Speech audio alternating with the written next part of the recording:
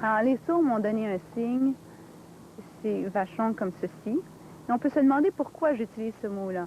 Alors, c'est mon nom de famille à moi, c'est Vachon. Alors, je vais l'appeler V-A-C-H-O-N. Alors, on va prendre l'origine du mot vache, et comme les deux mots se ressemblent, on va utiliser le signe vachon comme vache de la même façon.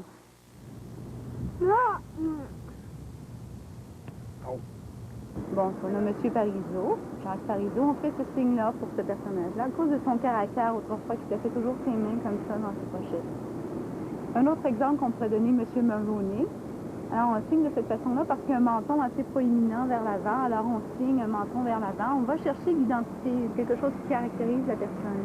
Monsieur Jean Chrétien, mais vous savez, bon, la caractéristique de son visage qui part un peu de côté. Alors, on imite un peu cette caractéristique-là. On cherche qu'est-ce que sont les traits d'identification de chacun. Alors, les personnes ont intérêt à ne pas être susceptibles, finalement. Oui, je comprends.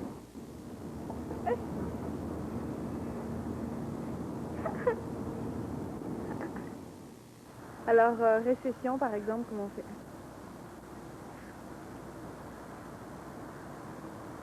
Alors bon, on va signer comme ça que l'économie va mal et on va faire comme se serrer la ceinture.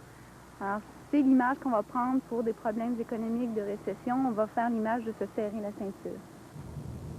Technicien en électronique de formation, Jean-Yves Vachon ne travaille pas aujourd'hui.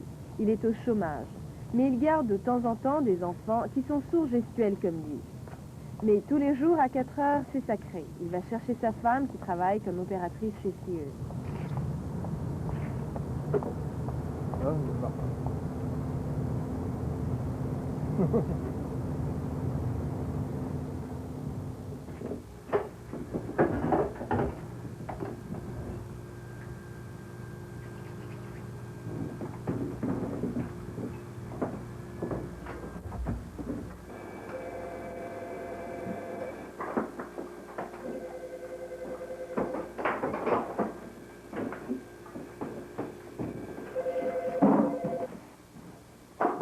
Contrairement aux malentendants qui, eux, peuvent percevoir des sons et comprennent mieux le français, les sourds profonds ne peuvent suivre les actualités et encore moins comprendre les textes de loi.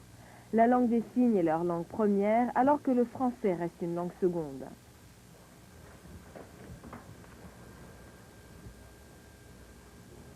Jean-Yves et Thierry ont déjà réalisé un premier vidéo pour enseigner la langue des signes.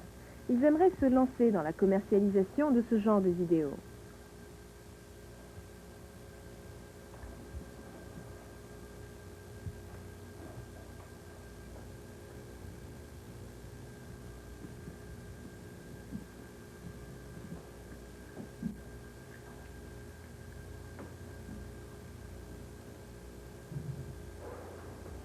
Mais en attendant, Jean-Yves sert de guide à un enfant qui veut communiquer avec la langue des signes, ses parents étant des entendants.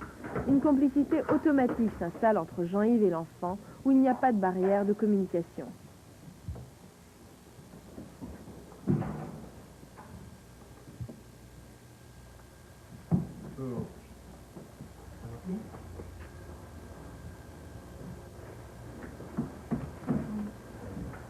Pour vous, c'est important que votre fils passe du temps avec des personnes comme Jean-Yves? Oui, très important, parce que c'est plus facile pour lui de pouvoir comprendre. Jean-Yves peut y expliquer tout, hein, beaucoup plus facilement que moi, parce que je suis aussi bon que lui. Puis, en tout cas, c'est très important. Il y a une complicité qui se crée entre votre fils et Jean-Yves, oui? Ça fait la deuxième journée qu'il vient, ça, il avait bien hâte de revenir le matin. Au moins, ils peuvent se comprendre. Est-ce que vous parlez la langue des signes? Oui, un petit peu, je me débrouille. Ah ouais?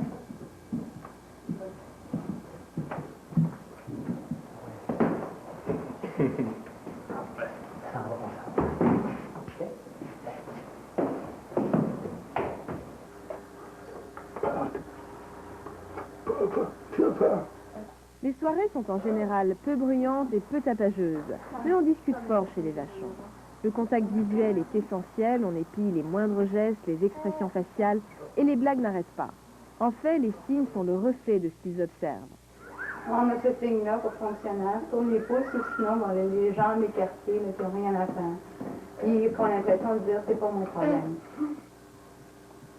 Et aussi, je pense que les fonctionnaires, bon, ils ont comme, si on les regarde, on a l'impression qu'ils n'ont pas d'effort, ils ne dépensent pas d'énergie pour nous donner des services ou pour nous aider. On a l'impression qu'on les dérange toujours. Ils nous disent oui, oui, un instant. Quand on regarde l'expression de ces gens-là, on a l'impression que la clientèle sourde, vraiment, c'est ça qu'on remarque tout de suite, c'est qu'ils n'ont pas envie de nous servir, puis qu'ils préféraient se tourner les pouces plutôt que d'être dérangés. Si on parle un peu de politique, qu'est-ce que vous pensez de la question référendaire au Québec? Est-ce que vous en discutez souvent? Qu'est-ce que vous pensez de tout ça? Moi, je connais rien au référendum.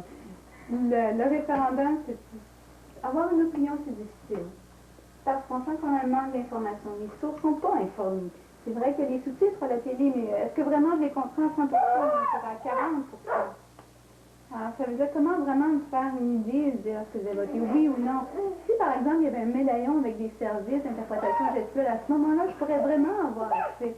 À cause de ça, mon Dieu, pour moi, là, le référendum, c'est une grosse, grosse question. Et je ne sais pas encore qu'est-ce que je pourrais répondre à ça. Et je prends un 25 sous, je vais au hasard, puis je passe, puis mon Dieu, je sais pourquoi je vais voter, puis je mets ma coche. C'est aussi simple que ça.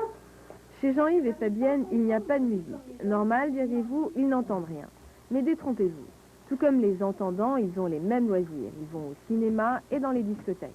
On est dans une salle, tu sais, où il y a beaucoup d'entendants, puis là, c'est plein de personnes qui dansent, et des fois, on va suivre le mouvement des autres. Et si on change de chanson, je ne serais pas capable de suivre. Puis quand les gens commencent à quitter la piste, alors là, je sais que le style de musique a changé. Alors, mais des fois, on ne sait pas vraiment comment ça fonctionne. Puis là, quand on suit un peu le mouvement des gens, je suis un petit peu comme un mouton dans ces situations-là. Tu sais. Grâce aux vibrations, on peut sentir la musique. On ne fait pas avec nos oreilles, mais avec notre tempe. On arrive à danser, à suivre les vibrations. Mais il faut mettre comme le volume plus fort. Peut-être à 7, 8. Tu sais. À ce moment-là, on sent surtout les basses, les basses dans la musique. On est habitué, les filles, à fonctionner, à danser avec la musique comme ça. Donc, vous avez épousé une sourde gestuelle. Comment vous communiquez entre vous? On parle par signe, mais les premiers temps, c'est dur un peu, là. Parce que quand tu parles en auto, ben, tu manques de rentrer dans le champ. Mais non, ça dépend. Tout dépendant de la volonté que tu veux y donner aussi. C'est pareil comme la personne qui veut apprendre l'anglais ou parler les signes, c'est la même chose. Pour moi, ça dépend de la volonté que tu y donnes dedans. La planète des sourds, comme ils l'appellent, est vraiment un monde à part. Pourtant, ils sont nombreux. Ils revendiquent le minimum, c'est-à-dire le droit de communiquer avec tout le monde. Voilà, c'est tout pour aujourd'hui. Merci d'avoir été là. Ici Achille Michaud, bonne soirée à notre antenne et à demain.